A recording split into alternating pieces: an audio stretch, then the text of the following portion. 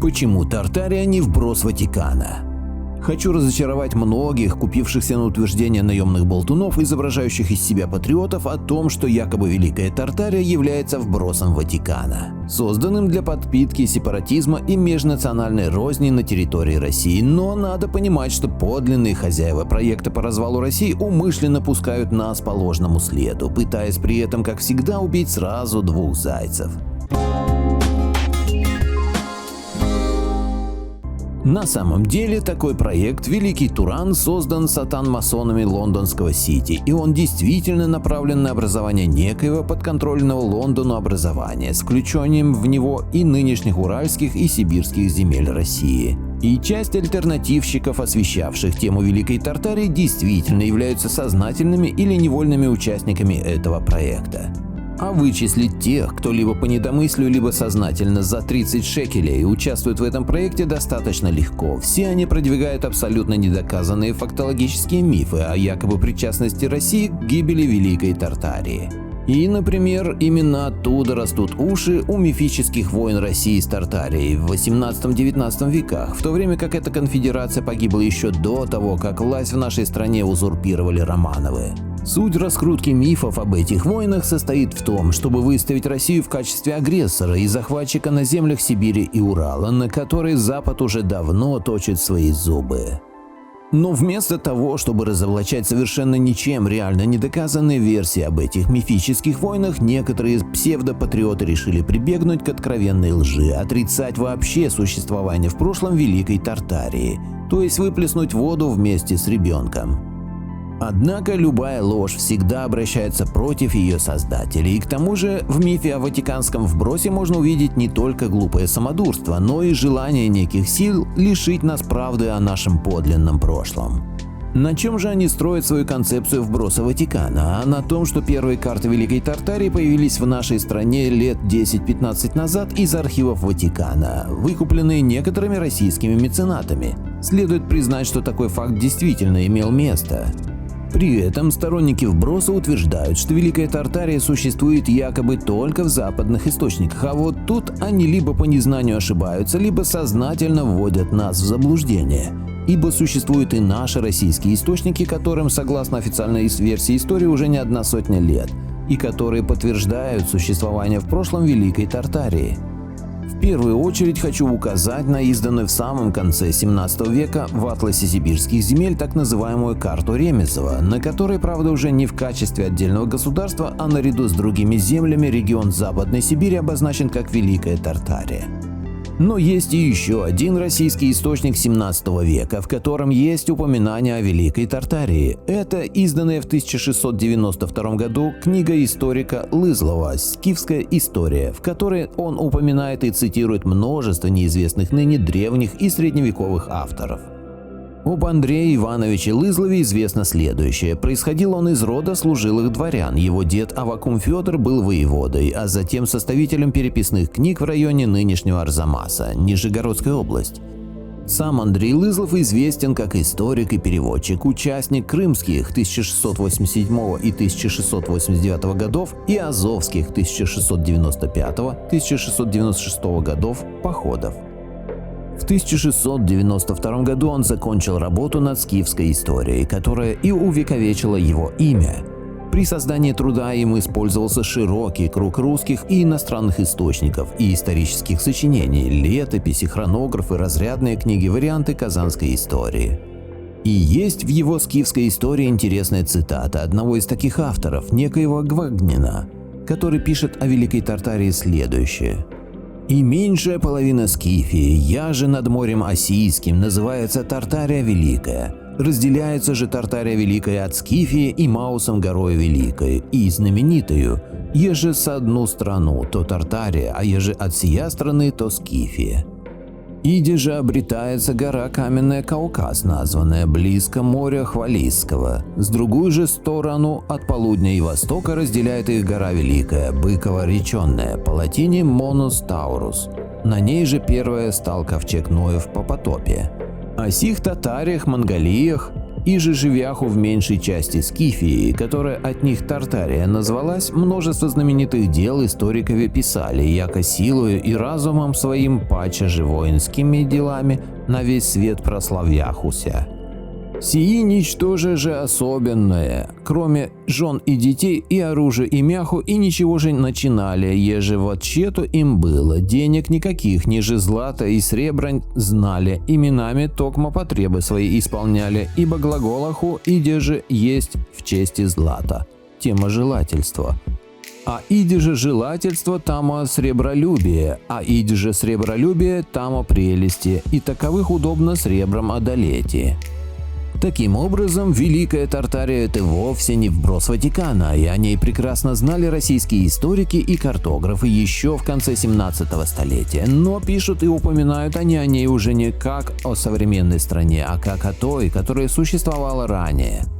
И уже одно это разрушает ложные мифы о войнах России и Тартарии в 18-19 веках. Исключение составляет лишь так называемая независимая Тартария, существовавшая на территории Средней Азии до середины 19 века, и она действительно была завоевана Россией после непродолжительных боевых действий.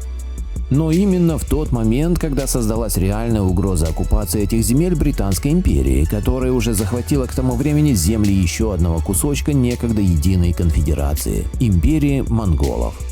Почему эта война независимой Тартарии с Россией была непродолжительной? Да потому что, во-первых, местные элиты понимали, что альтернативой вхождения в состав Российской империи может быть только британская оккупация.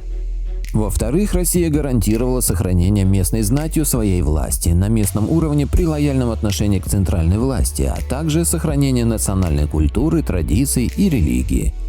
И это подтверждалось тем, что сама Россия к тому времени уже столетия как была многонациональной и многоконфессиональной страной, с терпимым отношением к представителям разных религий и культур, но при этом Романовы были причастны к массовым гонениям на староверов и старообрядцев, истинных славян. Если же мы вернемся к фрагменту текста Гвагнина, который цитирует в своей книге Лызлов, то Великая Тартария там называется меньшей половиной Скифии, которая располагается над Осийским морем. Современные исследователи считают, что так ранее называлось Аральское море, а Великая гора Имаус – это Уральские горы, которые отделяют европейскую Скифию от азиатской, которая и названа Великой Тартарией. Еще один автор, которого цитирует Лызлов, это некий Кромер. Вот что он пишет о границах Скифии. «Сии все скифские народы бяху потаении, незнаемые грекам и латинникам. Границы же скифские 3 запада от реки Дону. А Боттер, описатель всего света, полагает от Волги, еже и приличнее и мати быти. На восток солнца до пределов Хийских, иже со Индию, с полудня от моря Метеотского, то есть Азовского и Каспийского, то есть Хвалисского, на полночь даже до океана Скифийского, Ледоватого». То есть так называемые греки и римляне имели довольно смутное представление о скифских народах, при этом общий скифский мир простирался от Дона до Китая и Индии и от Азовского и Каспийского морей до Северного Ледовитого океана. Но тогда получается, что и русы тоже были частью этого же скифского мира. И это, например, подтверждается сказанием о Словении и Руси и городе Словенске, в котором рассказывается о потомках князя Скифа, князьях Словения и Руси, которые еще задолго до Рождества Христова увели свои рода на север и построили там города Русу, Старая Руса и Словенск, Великий Новгород.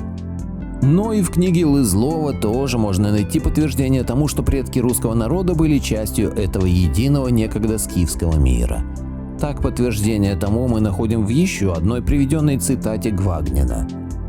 Иные историки глаголют, яко Скифия названа есть от Скифа, сына Геркулесова, и есть двоякая, единоевропейская, в ней же мы жительствуем, то есть Москва, россияне, Литва, Волохи и татарове еправские.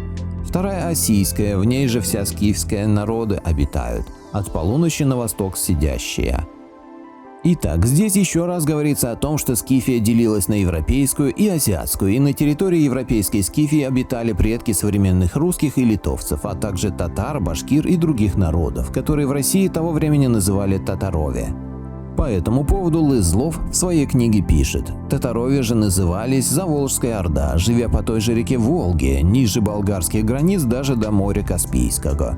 И с болгарами выше живущими составляли единый народ, такой же дикий.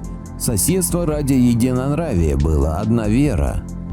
И все эти народы были частью единого скифского мира, родственных племен и народов, входивших в свободную конфедерацию. Получается, что Великая Тартария как раз и была азиатской Скифией, расположенной за Уральскими горами.